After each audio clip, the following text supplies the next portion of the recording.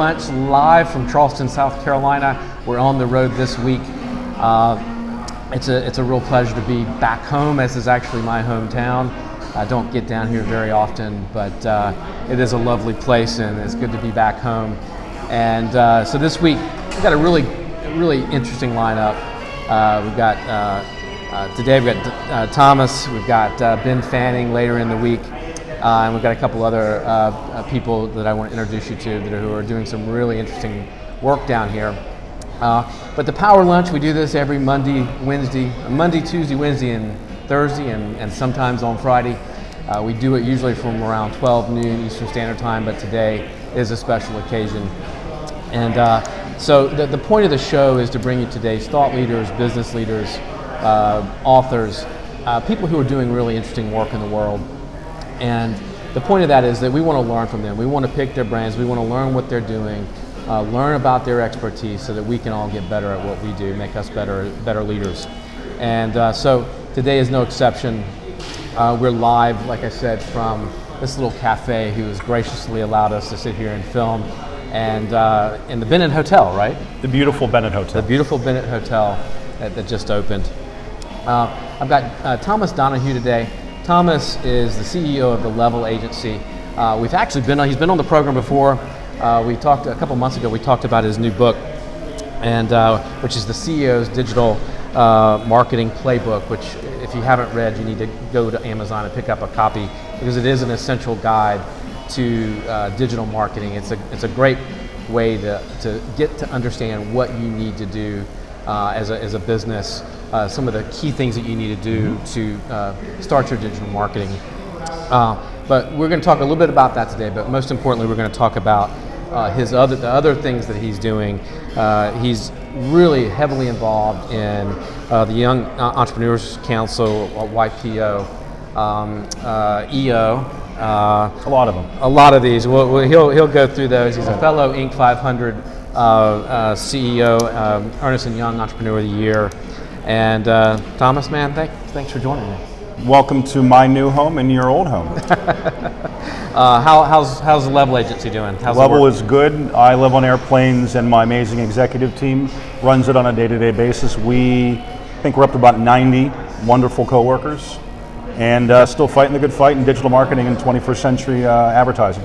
So, I wanted to talk about a lot of things today, but you, one of the things I find fascinating about what you've done is you've crafted this lifestyle that you wanted, and most of us, when we get into business, we don't do it quite like you've done it, which I think is a shame, because I think we all get into business to have the lifestyle that we want, and to create an environment that we want to live in, and have that kind of freedom.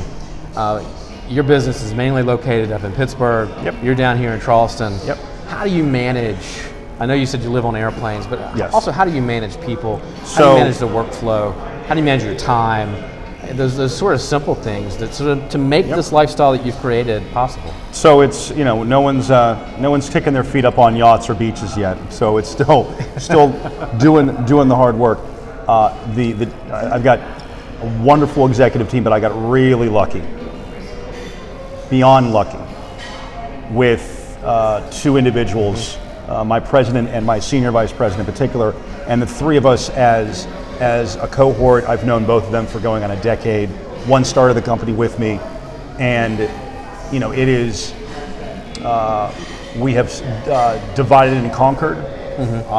As you said, I live on airplanes. My responsibility, new business, keep current clients happy, and in the world of, again, 21st century digital advertising, when Google, Facebook, LinkedIn, and a few of the other secondary and tertiary platforms, when they make changes or when there are issues, every 2 or 3 months, which is inevitable. Right. My responsibility is to try to maintain conversations and relationships with those amazing platforms and executives, employees of those platforms. So, again, as you said, I cracked the not so awesome from a marital standpoint. I think I've done 70. I'll probably do about 100,000 miles this year. So from a marital standpoint, not great, but that's my job. So to answer your question, how I've been able to craft a lifestyle that is pretty organic and it makes my family happy. It also responded to the partnership I have with my president, my senior vice president. And I think if you are lucky enough, and I actually just had a small keynote speech last night down in Hilton Head, which is a quick drive from Charleston, had a similar conversation where if you are, in my opinion, if you are lucky enough to find the one or two men or women in your life where they're as good as you, or they could be better, and especially if you're the sole proprietor, and if you have the ability to do whatever you want from an equity standpoint, I would break the rule, and there is a very, very clear omerta of never give up ownership, never give up whether it's phantom stock or equity, or from an investor standpoint. I have found success breaking that rule and providing, in my case, two amazing coworkers with legitimate responsibility, not what I did years prior, not a fictitious responsibility, but if you're at the top of the food chain, you can do whatever you want at any time, and that's not giving especially your senior people, real responsibility. So if you trust them, and they could be better than you, or they're as good as you, in my case, I gave them real skin in the game. So that's worked for us. So it's not just we picked up, my family and I live on airplanes, so I wanted to have a bit of a lifestyle, but to be in a good place. I think that's only possible if you have the executive team that you trust to, when you're not in the room, do the thing that you would do, in your stead. And I think, I've achieved that through, putting my money where my promises are. If you say you trust somebody, my opinion, you should back it up with, some skin in the game. And that's just me. And I think if people are, what you want to do is, because those people who are awesome, they've got another option. Their option is another job, or they could go start a company. Right. Take the best of what you do. I want my family. I want them to be with me, because together we're awesome. So anyway, so it's been a good change. I've been here about a year and a half.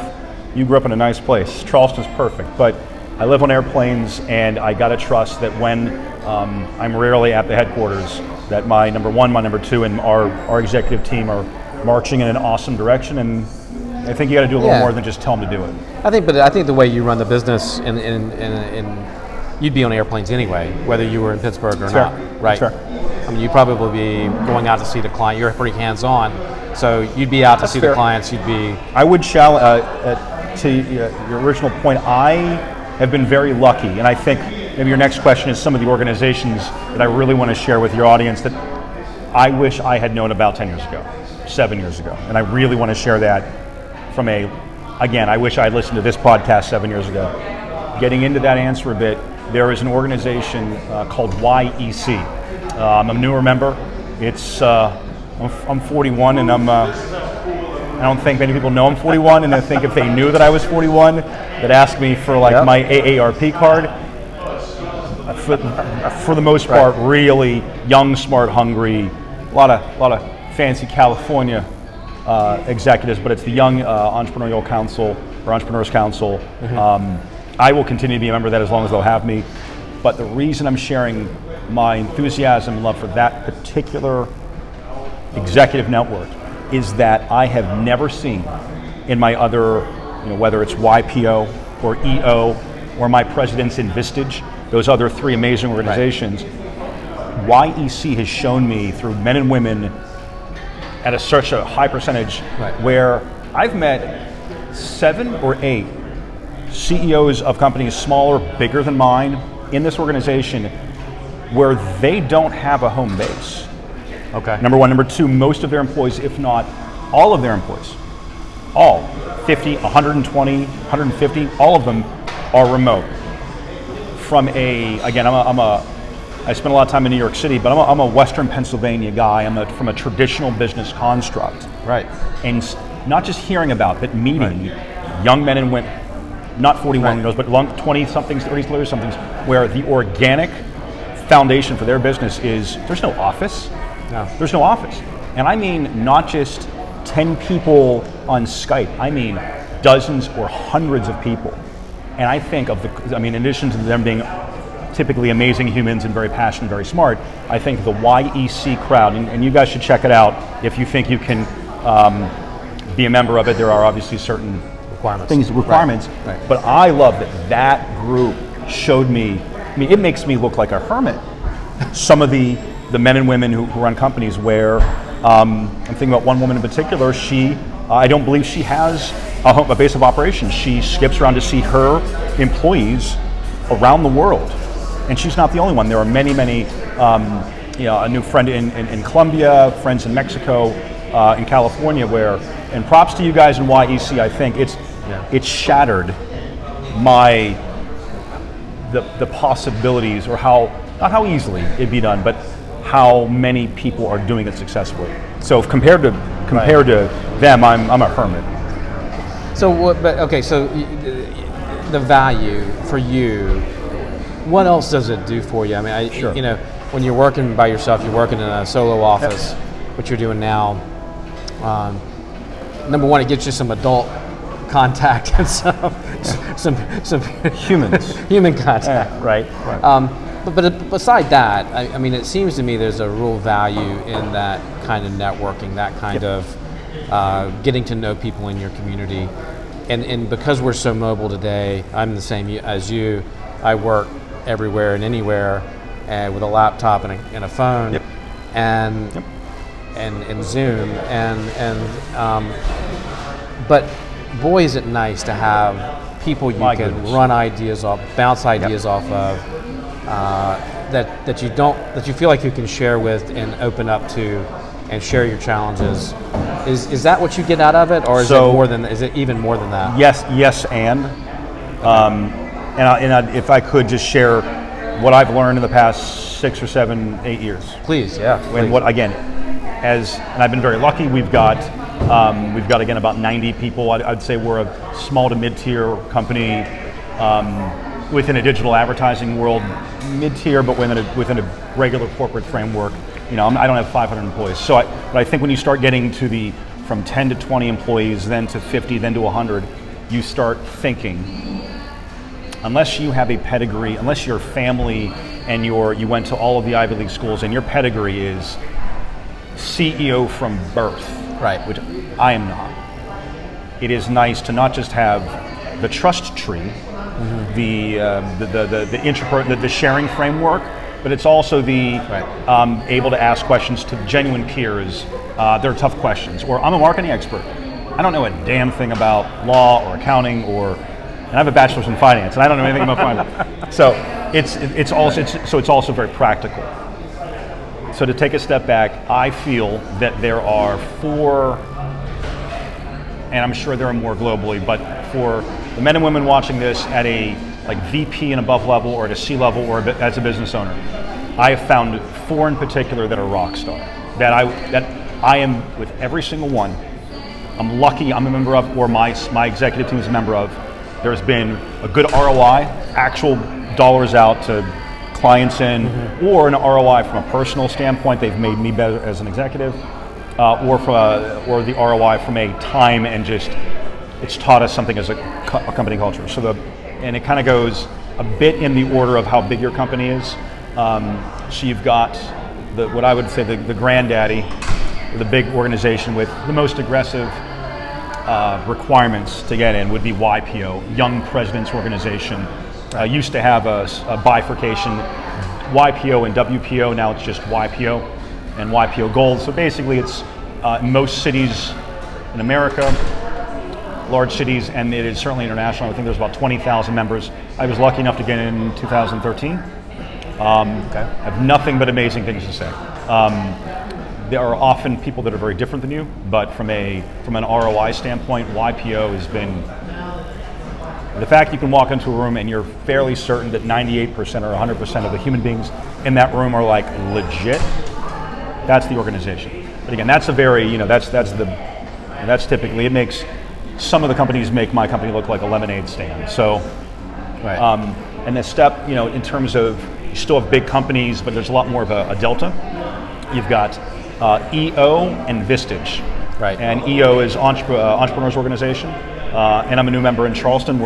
Actually we just started the chapter here in Charleston, so I'm a founding member. All right. Another merit plug. badge. Yeah, but so EO is, again, it's an international organization, much more entrepreneur focused, where YPO is multi-generational, hired gun CEOs and then entrepreneurs. So it's everything, and EO